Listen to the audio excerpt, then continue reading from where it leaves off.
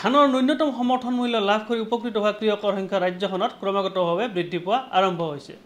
ৰাজ্য চৰকাৰৰ অধীনস্থ সংস্থাই কৃষকৰ পৰা প্ৰত্যক্ষভাৱে ধান ক্ৰয় কৰাৰ পৰিসৰ বৃদ্ধি কৰাৰ পৰিপ্ৰেক্ষিতত উপকৃত হোৱা কৃষকৰ সংখ্যাও বৃদ্ধি পোৱা আৰম্ভ হৈছে। কেইবছৰমান আগলৈকে কেৱল ভাৰতীয় খাদ্য নিগমে ধান ক্ৰয় কৰাৰ সময়ত অসমত উপকৃত হোৱা কৃষকৰ সংখ্যা কম আছিল।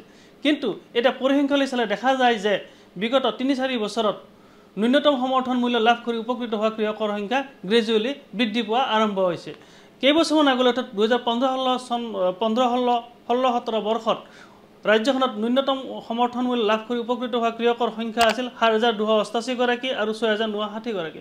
পৰৱৰ্তী সময়ত আমি দেখা পাওঁ যে 2021-22 চনত ৬০,০২৫ গৰাকী কৃষক মানে ধানৰ ন্যূনতম সমৰ্থন মূল্য লাভ কৰি উপকৃত হ'বলৈ সক্ষম হয়। ঠিক সেই একেদৰে 2022-23 বৰ্ষত ৬২,৪২৩ গৰাকী কৃষক ধানৰ ন্যূনতম সমৰ্থন মূল্য লাভ কৰি উপকৃত হ'বলৈ সক্ষম হৈছিল।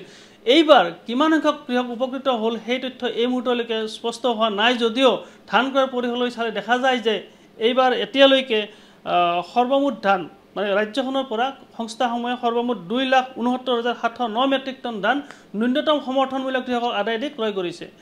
ইয়াৰে ভিতৰত আমি যদি চাব যাওঁ কোনকেইটা সংস্থাই সৰ্বাধিক ধান ক্ৰয় কৰিছে, অসম চৰকাৰৰ অধীনস্থ অসম খাদ্য আৰু অসামৰিক যোগান নিগমে ভাৰতীয় খাদ্য নিগমতকৈ বহুত বেছি পৰিমাণত ধান ক্ৰয় কৰিছে।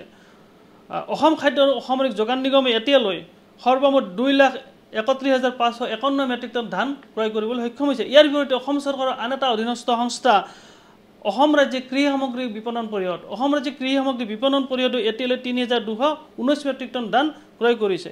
ইয়াৰ বিপৰীতে আমি চাব যাওঁ কেন্দ্ৰীয় চৰকাৰৰ অধীনস্থ ভাৰতীয় খাদ্য নিগম কিমান ধান ক্ৰয় কৰিলে অসমত। খাদ্য নিগমে এই পৰ্যন্ত 10,020 মেট্ৰিক টন ধানে ক্ৰয় কৰিবলৈ সক্ষম হৈছে।